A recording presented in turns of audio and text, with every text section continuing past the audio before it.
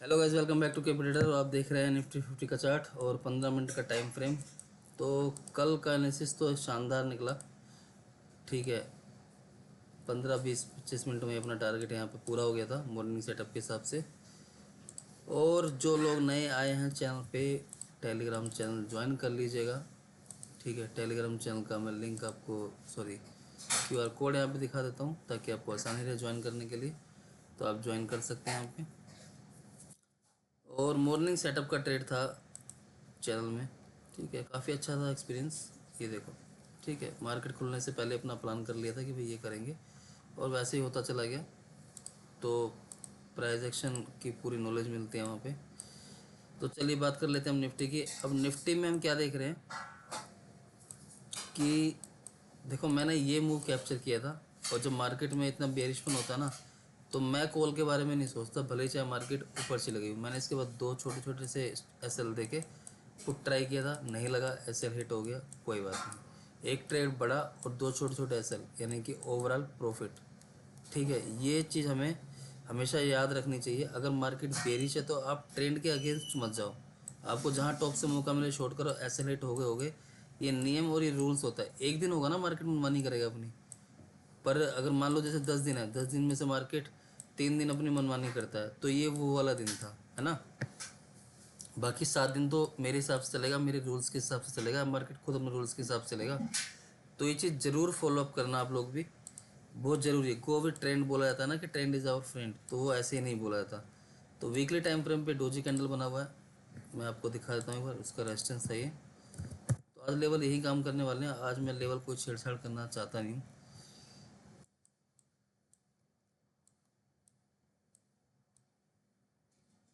ये देखो, weekly time frame शुरू हो गया और ये वाली डोजी की कैंडल थी, ये और ये। और वनडे के टाइम फ्रेम पे देखें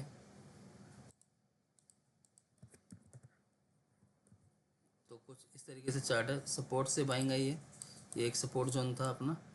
ठीक है, यहाँ से बाइंग आई है मार्केट में। और कहीं ना कहीं एक ही अभी डाउन ट्रेंड है ना। तो जब तक ये डाउन ट्रेंड क्लियर नहीं होगा, जब तक हम यहाँ पे कॉल के बारे में अभी बिल्कुल भी नहीं सोच सकते।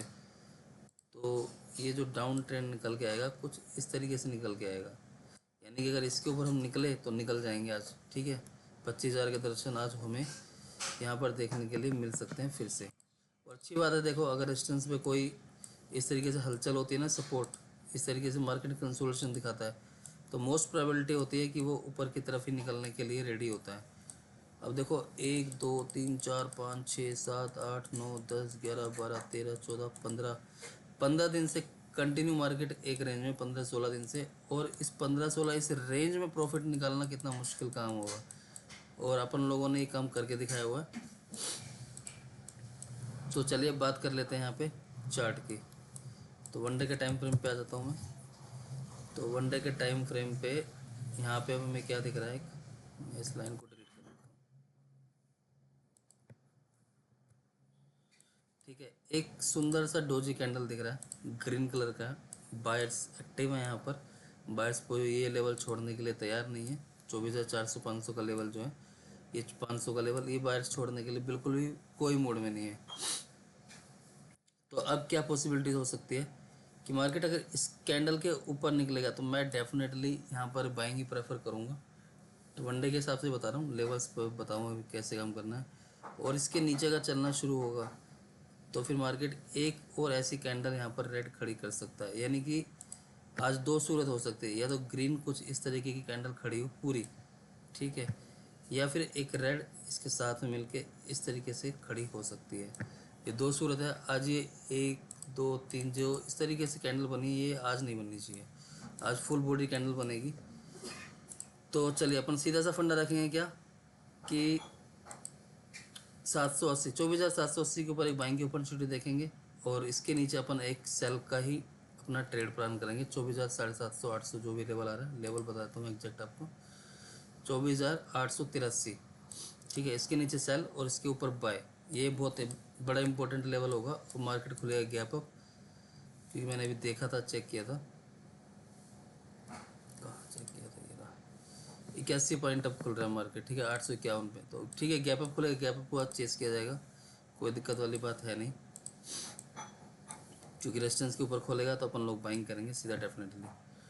और 1 आवर टाइम फ्रेम पे देखें तो मुझे लगता नहीं कि मुझे आज लेवल्स ये छेड़ना चाहिए, क्योंकि लेवल्स बिल्कुल अपनी जगह सटीक लगे हुए हैं। अब देखो चार्ट की जब हम बात कर रहे थे तो एक लेवल था यहाँ पे, देखो डाउन ट्रेंड में मार्केट, एक ये वाला स्विंग, एक ये वाला स्विंग और एक ये स्विंग, है ना। तीनों अपने हाई से अगर हम देखें तो यहाँ पर एक मोटे मोटे रेजिस्टेंस वाले लोग ना बैठे हुए हैं, सेलर बहुत ज़्यादा एक्टिव हैं। तो मार्केट जहाँ खुलेगा वहाँ अपन लोग देखेंगे। प्लान आपको बता दिया है कि इस लेवल्स के ऊपर तो मैं बाइंग ही आज करूँगा चाहे कुछ भी हो जाए, ठीक है। टारगेट अपना 25,000 तक होगा, यानी कि 700-300 पॉइंट मोर देन एनफ होते हैं, ठीक है। यहाँ 100-125 पॉइंट में ही जो होता है पैसा कम से कम 50% हो जाता है, और 300 पॉइंट में तो पता नहीं कितना हो जाएगा, पर फिर पॉइंट पूरे खाने पड़ेंगे। ये झोल झाल बीच में चलता रहेगा। और आज सेंसेक्स की एक्सपायरी है तो बहुत संभाल के ट्रेड करनी पड़ेगी। और एक सपोर्ट यहाँ से अगर मैं मेजरमेंट करूँ तो एक सपोर्ट भी है, ठीक है।